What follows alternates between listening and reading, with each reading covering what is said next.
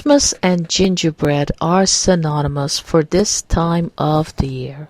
Every time you think of Christmas, you always associate it with gingerbread cookies and the making of gingerbread houses.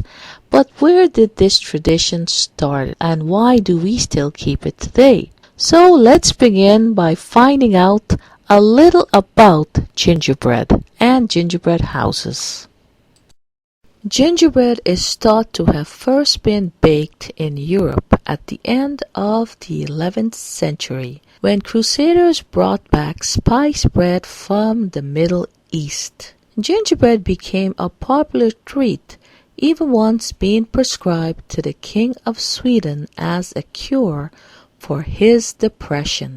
It became so popular that bakers specifically adapted the role of gingerbread baker, and in the 17th century only those professional bakers were permitted to bake gingerbread. The exception to this was during the festive holidays of Christmas and Easter, when anyone was allowed to bake it. This is partly why we now associate gingerbread with Christmas. Gingerbread is unique in that it uses honey and molasses as the base sweetener instead of sugar. Queen Elizabeth I was quite enamored with gingerbread. To celebrate her guests, she presented them with gingerbread portraits. It is unknown if the guests were required to eat their own head or they just admired the sweet treat. Would you believe women once ate gingerbread to attract a man? Well, this is a silly old wives' tale. It was true nevertheless. Basically, unmarried women in England would often eat gingerbread men to improve their chances of meeting a husband. Then, to seal the deal, they would make the men eat the gingerbread men to make them fall in love with them. Well, they say the way to a man's heart is through his stomach. Would you believe in Sweden, gingerbread is used to make wishes come true? While this is not a worldwide, there are still some Swedish people who practice this tradition. I think it's pretty cute. What you do is place a gingerbread man in your hand and make a wish. I would probably wish for more gingerbread. How about you?